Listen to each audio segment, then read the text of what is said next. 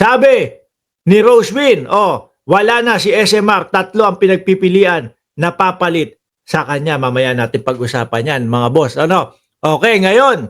Baka ito, sandali lang. Total naman, binanggit mo na yung pagpipilian, baka ito yung isa sa pagpipilian. I did not believe Diamond. Yan! Ano, nako, hero ho ito ng mga DDS ngayon, mga kababayan, mga bossing.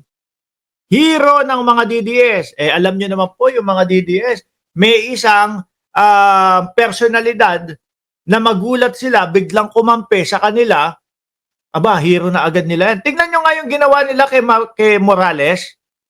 Natandaan nyo ho, sabi ni Morales, merong Pidea Leaks, ganito, ganyan, bla bla bla. Meron daw hong ganun, mga bossing.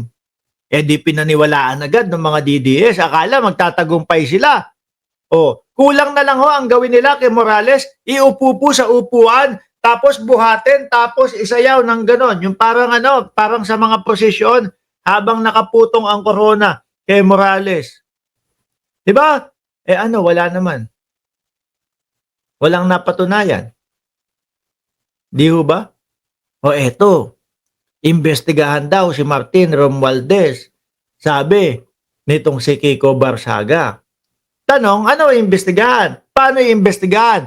Ano ba yung gusto mong sabihin? Asan ba yung patunay mo ng korupsyon? Kaya lang ho siguro, bumabanat siya ng ganon dahil gusto daw niyang maging House Speaker. Pakinggan ho natin, mga boss. I did not believe Diamond. Well, I've not been diagnosed with any serious mental conditions that could... Sorry. Wala. Ito pala yun. No, mamaya pa yan. Like any sort of medical professional is very unprofessional. Well, as I've said, mental health accusations, when you are not a mental health professional or even like any sort of medical professional is very unprofessional.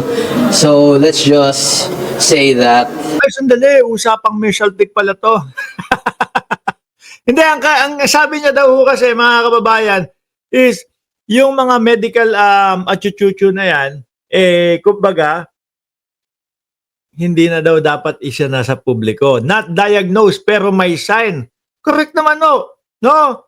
Sabi nga madami. Sabi, alam nyo, pumasok yun doon sa sa opisina ng majority leader. Pumasok daw, binuksan daw po pinto. Kala mo, parang yung Mala Robin Padilla, di ba? Yung Mala Robin Padilla, pumasok daw po. Tapos, sinabi daw kung sino ang sasama sa kanya para maging speaker dahil gusto niya daw pong maging speaker, mga kababayan. Eto, pasok kaya to kung sakali na si Martin Romualdez ay bumaba, mag-resign. No? Pasok ho kaya ito, mga kababayan? Ano yun? Vice-presidente, parang may tama. Tapos sa Congress, ang magiging speaker, parang may tama din. Ba't nagagalit kayo kapag sinasabi kong parang may tama din? May tama talaga. Sabi niya wala, pakinggan nyo. Sabi niya wala He's free to think whatever he wants. I still deeply respect him, though I think that he is wrong in saying that. Pero are you unwell? Kasi naman makikita mo, biglang babanat-banat ng gaganon-ganon, boboxing-boxing no? Biglang biglang sisipa-sipa. Biglang sisipa-sipa. Kaya po ang isipin ng mga kapwa natin Pilipino? Mga bossing. May saltek, may tama. May topak. Are you unwell po? Are you unwell? Sakit no. Are you unwell po? I do not believe that I'm unwell. I've not been diagnosed of any serious mental conditions that could lead me to be unable to be fit for service. Sir, ano bang reason o ano bang factor na para mag-stop kayo daw sa pagpupunta? What do you mean? Anong pwedeng mangyari just for you to stop posting? I will stop posting when they declare our democratic right to criticize our government as unconstitutional and illegal. Dali nga, magbabasa ako ng comment section. Sabi ni Sir Archie Beroya, sikat yan sa Dasma, Cavite. Sabi ng mga kababayan niya, sikat na wag na, pinsan ni Nino yan, sabi. Sabi ni ni Spanish Bread na laging naglalaba, malaki ang amats niyan, si Okix. Oh, Imelda Vicente, baka nakagat ng meow-meow. Kaya siguro meow-meow ng meow-meow. Meow-meow, meow-meow, meow. Pero mo doon sa loob ng Congress, lahat seryoso, tapos biglang kakanta, biglang kakanta, meow-meow-meow-meow daw. Oh, ano hindi ho mapag-iisipan na may tama ho ito sa utak? That's what will happen. As long as I have the democratic right to criticize this government, I will continue speaking out against the corruption that I see. Wala pa naman din sinasabi ito eh. Puro lang ho ganun, puro investigahan si ganito, puro ganyan. Wala naman patunay. Ganito nila ninakaw yan. Ito yung ginawa ni Martin Romualdez. Walang kadita-detalye naman. Di po ba? Wala, basta gusto niya lang magsalita. Ito, nagnakaw, ito, korupsyon, ito, ganito. I-detalye mo. Wala namang wala akong dinidetalye. Di ba? Sabi ni Jorge Edralin, parang Sara 2.0 lang yang. May sira ang tuktok. Hindi naman tungkol sa sinasabi nyo, hindi naman siya about the criticism. Rather, the actions that are unbecoming of a lawmaker. Ito yung sinasabi nyo. Well, it's always a matter of interpretation. The House Ethics Committee will decide whether or not my actions were unbecoming of a lawmaker.